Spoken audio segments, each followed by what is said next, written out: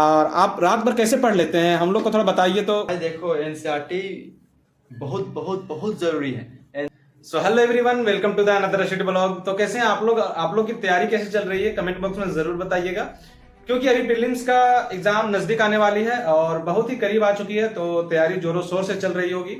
तो अब चलते हैं, हम अभी 3:30 बज चुकी है सुबह की और सहरी करने उठ गए क्योंकि रमजान है हम लोग को। तो अभी सहरी करेंगे, उसके बाद फिर स्टडी का स्लॉट लगाएंगे। तो और अभी देख सकते हैं यहाँ पे अभी मेरा एक फ्रेंड है, वो रात भर पढ़ते हैं।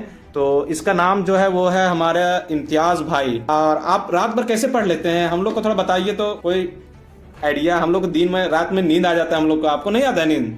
भाई देखो, नींद तो मुझे भी आती है, लेकिन क्या करूं, मैं 12 बजे जाता हूं बिस्तर पे सोने के लिए और 4 बजे उठना पड़ता है। तो 4 घंटे की नींद मुझे पूरा नहीं होता है, तो फिर मजबूरन मुझे रात में ही पढ़ना पड़ता है।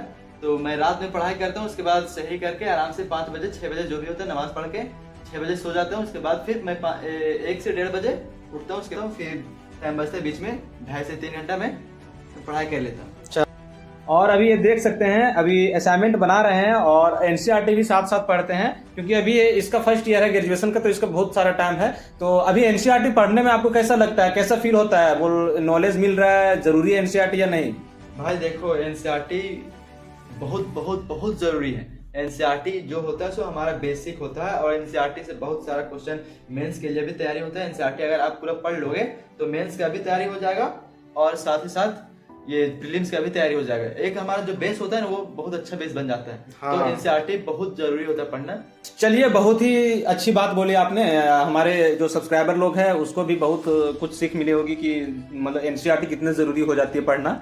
और आप लोग अगर कोई भी डाउट होगा तो कमेंट बॉक्स में जरूर बताइएगा उसका। तो चलिए, बिना देरी किए हुए आज के दिन को स्टार्ट करते हैं और इसको बनाते हैं सुपर प्रोडक्टिव डे। तो अभी सहरी कर लिया और सहरी करने के बाद थोड़ा हवा लेने के लिए बालकनी आ गए हैं, क्योंकि ये जो हवा मिलती है अभी सुबह के टाइम पे वो दिन भर नहीं मिलती है, क्योंकि दिल्ली में हवा का और मौसम का क्या प्रभाव रहता है वो आप लोग को पता ही होगा। तो अभी हवा लेने के बाद थोड़ा फ्रेश हो गए। तो चलिए, अब बिना देरी किए हुए स्टडी का फर्स्ट स्लॉट स्टार्ट करते हैं और स्टडी का फर्स्ट स्लॉट में ज्योग्राफी का स्लॉट लगाएंगे और ज्योग्राफी में आज भारत के नदियों में सैर करेंगे। तो चलिए, भारत के नदी में सैर करने से पहले एटलस निकाल लेते हैं, क्योंकि एटलस में मैप के थ्रू कोई भी चीज मेमोराइज करने में बहुत ही आसानी होती है। तो अगर आप ज्योग्राफी पढ़ते हैं तो एटलस बहुत ही जरूरी हो जाती है, क्योंकि एटलस में सारा चीज मैप के थ्रू बताया गया है और मैप के बिना ज्योग्राफी अधूरा ही है, आप लोग को भी पता होगा। चलिए, बिना देरी किए हुए नदी का सैर करते हैं और फिर मिलते हैं स्टडी का फर्स्ट स्लॉट के बाद।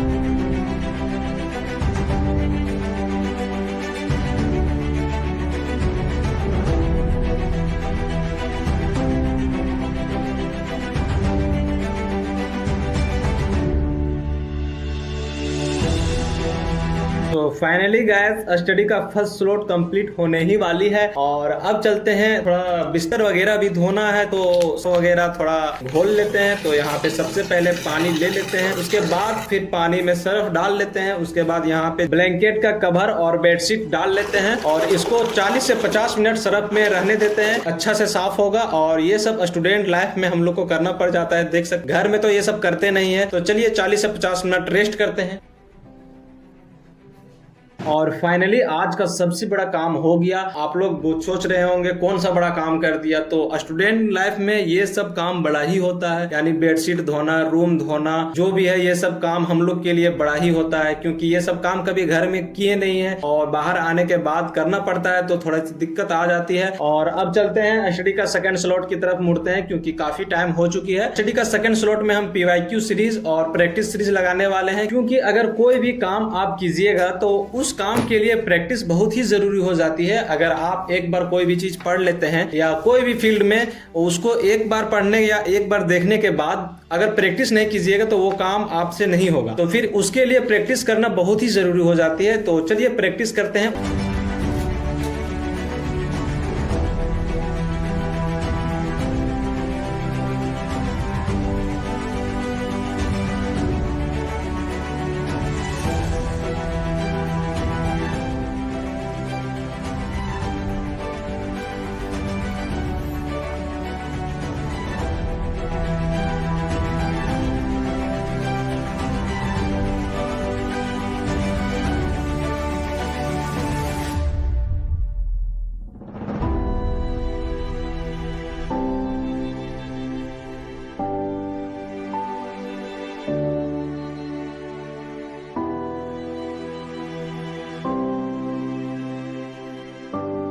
और यहाँ पे प्रैक्टिस सीरीज लगा ही रहे थे, तब तक मेरे को आलस आ गई और नींद आने लगी। तो सोचे अब सीसेट की तरफ मुड़ जाते हैं, क्योंकि सीसेट में तो नींद आती नहीं है, उसमें मैथ रीजनिंग पढ़ना पड़ता है, तो उसमें मेरे को इंटरेस्ट रहता है, तो मुझे दिक्कत नहीं आती है। तो चलिए अब सीसेट का क्लास करते हैं, और सीसेट का क्लास करने के लिए सारा सामान जुगाड़ कर लेते हैं और उसके बाद फिर मिलते हैं सीसेट का क्लास करने के बाद।